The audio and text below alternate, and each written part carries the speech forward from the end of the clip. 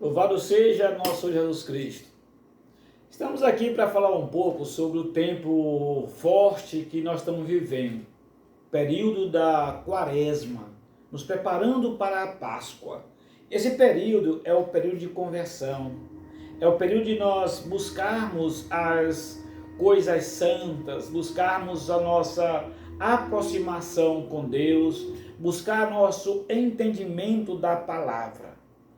Essa palavra de Deus, que é a Bíblia, em forma da Bíblia, ela nunca vai mudar. Ela nunca vai precisar de mudança, de um acerto aqui, um acerto ali, uma compreensão aqui, uma compreensão ali. Não. A palavra de Deus, ela foi, é e será a mesma. Não tem como nós pensarmos na palavra de Deus como de uma forma que eu preciso, de uma forma que eu quero. Eu não posso ler, estudar, vivenciar a palavra da forma que eu preciso e que eu quero. Não é a forma que eu quero, é a forma que ela, a palavra, já está ali pronta. Primeiro porque a palavra, ela foi vivida, a história dessa palavra foi vivida, as coisas foi vivida, depois falada, só depois escrita. E essa escrita aqui está 1220 anos antes de Cristo. E tudo que foi escrito e colocado nesse livro foi para a nossa salvação, a nossa alegria e a nossa comunhão com Deus. Eu não posso de forma nenhuma pensar diferente. E nem eu posso, e nem a humanidade pode querer que a palavra de Deus se adeque a mim, à humanidade. Não é a palavra de Deus que tem que se adequar aos novos tempos que nós estamos vivendo. Não é isso. Longe, muito longe disso. A palavra de Deus, ela está para que eu, você e a humanidade inteira se adequem à palavra. Porque ela não pode mudar. Se a palavra de Deus foi escrita assim para a harmonia, para harmonizar eu e Deus, essa palavra não é porque o mundo está diferente que eu tenho que viver a palavra de Deus como foi o mundo de hoje. Não, é o mundo de hoje que errou. É o mundo de hoje que está se distanciando de Deus. Não Deus do mundo. Não é Deus que está se distanciando do mundo, mas é o mundo que se distancia de Deus. Dou dois exemplos para você. O exemplo de Sodoma e Gomorra. Deus não queria destruir Sodoma e Gomorra, mas também não vai entender aquela situação. Deus não vai querer que aquela humanidade, que aquele povo de Sodoma, por exemplo, vivesse daquele jeito. Mas ele não queria destruir. Mas também não pode mudar. Ora, se ele não quer destruir e nem pode mudar, ele esperava que aquele povo mudasse, se convertesse, mas não se converteu. Então acabou. Lá atrás, nós temos o tempo do dilúvio. A humanidade estava se corrompendo. A humanidade se corrompeu. Mas Deus não queria destruir a humanidade. Contudo, a humanidade não se adequou à palavra e à forma que Deus queria para ela viver. Tanto que se nós formos ler aqui, por exemplo, o Gênesis 6, Deus vai dizer uma coisa que entristece o coração de qualquer uma pessoa. Qualquer uma pessoa. O Senhor, Gênesis 6, o Senhor arrependeu-se de ter criado o homem. O pecado do homem dói intimamente no coração de Deus, porque ele pecou. Deus tem uma dor íntima com o teu pecado, mas não é porque essa dor no coração de Deus, segundo Gênesis 6, não é porque dói intimamente que ele vai aceitar. Ele vai aceitar que você viva como você quiser. Não entenda para não vai não. Ele prefere prefere destruir e para recomeçar. Então não tem como a gente querer que a palavra de Deus que se adeque à minha vida de hoje. Não, mas antigamente a palavra de Deus foi escrita, foi datada de um jeito, naquele povo era diferente, papapá. Não tem isso. A palavra de Deus ela não precisa ser renovada, ela é nova. Se você, qualquer pessoa em qualquer escala social, se for ver a palavra de Deus, qualquer texto da palavra de Deus, qualquer texto, se ele entender, ele tem como viver. Qualquer pessoa, leigos ou sábios, qualquer pessoa, se ler a palavra de Deus com o Espírito Santo, ela vai perceber que aquele texto, aquela palavra, aquele modo que Deus colocou para ele viver, ele consegue viver e é mais feliz. Se toda a humanidade, de repente, resolvesse olhar para a palavra de Deus e tentasse se moldar à palavra, a humanidade era mais feliz, meu irmão. Era muito mais feliz. Veja o que diz, por exemplo, aqui Jeremias, a Isaías 59. Isaías 59 vem nos conferir tudo que eu estou falando para você. Isaías 59 diz que são os vossos pecados que colocaram uma barreira entre vós e vosso Deus. Foi o pecado. Mas se você tira essa barreira, o pecado coloca uma barreira entre você e Deus. Mas me diga, se você tirar a barreira, você fica em comunhão com Deus. Então não é a palavra de Deus que se distancia de você e de mim. Somos nós que nos distanciamos da palavra de Deus. Na verdade, nós queremos interpretar a Bíblia a nosso modo, colocando a palavra de Deus nos tempos atuais. Como eu quero viver, como é que eu vou ver a santidade no lugar que não é santo? Como que eu vou ver a felicidade no mundo que é infeliz? Não tem como. Ou uma coisa ou outra. E a palavra de Deus não vai mudar para satisfazer nem a mim e nem a você. Não vai mudar. Eu que vou mudar. Eu mudo e a palavra de Deus, essa aqui, não me serve. Eu mudo. Ok. Você pode implantar, meu irmão, pode entender da forma que você quiser. Você pega a palavra de Deus e interprete da forma que você quiser. Você tem livre-arbítrio. Só que Deus, ele é tão misericordioso, é tão bondoso, que da forma que você quiser interpretar, Deus permite, você vai colher. Verdade. Se você interpretar de uma forma errada, você vai colher os frutos da forma errada que você interpretou. Se você interpretar da forma certa, você vai colher justamente aquilo que você interpretou da forma correta. É como diz, eu coloco na tua frente a água e o fogo. Pega no que tu quiser.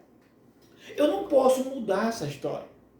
E Deus diz, já Jesus Cristo, já lá no céu, Jesus no céu já, morreu, ressuscitou, subiu ao céu, do céu, fala para João uma coisa bem interessante, lá em Apocalipse 21, 22, Apocalipse 22, olha o que o Senhor diz em Apocalipse 22. O Senhor diz em Apocalipse 22 o seguinte: eu declaro a todos aqueles que ouvirem a palavra da profecia desse livro. Se alguém lhe ajuntar alguma coisa, Deus ajuntará sobre ele todas as pragas descritas nesse livro. Significa o quê? Se você colocar alguma coisa aqui, você vai ser responsável por tudo aquilo que você colocou. Quem é que muda isso? A igreja? Eu? Quem está lendo? São as pessoas que interpretam a palavra como quer.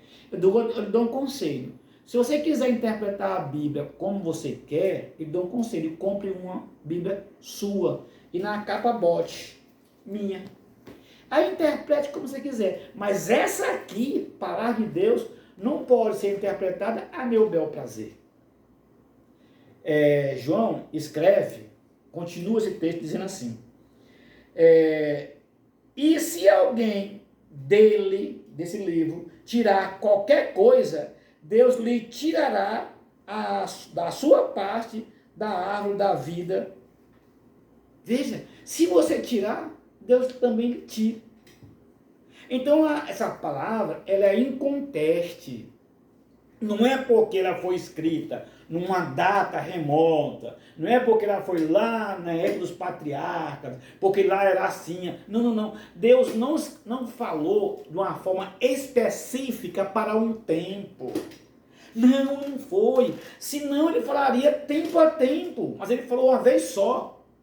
Tudo o que ele ensinou de uma vez só. Ele deixou o Espírito Santo, meu irmão. Então, se tudo que nós ouvimos da palavra de Deus lá atrás, eu achava que hoje está diferente, eu quero mudar de vida, e a Bíblia não me ajuda, porque está muito antiga, arcaica, pense bem. Interprete qualquer um texto, leia qualquer um texto, abra e interprete, veja se está arcaica. Primeiro eu vou lhe dizer, se você abrir a Bíblia aqui, você vai se deparar com um texto que você nunca viu. A Bíblia foi terminando no ano, mais ou menos, no ano 100 depois de Cristo. Está pronta no ano 100 depois de Cristo. Está pronta desde o ano 100. E 2000 anos depois, você vai ler aqui um texto e para você é desconhecido.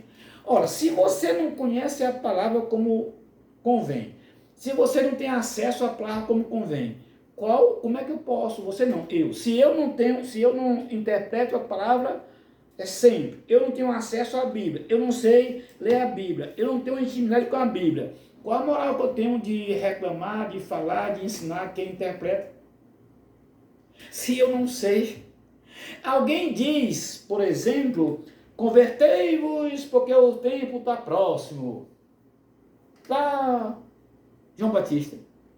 Mas eu não sei desse texto, eu nunca ouvi esse texto, eu não sei onde eu encontro esse texto, e alguém disse, eu digo, não, está errado, não pode, isso aqui se converte. Eu não posso fazer isso, eu não tenho moral para isso, eu não sei onde está. Se eu não sei dar a resposta convincente, eu não posso reclamar de quem faz.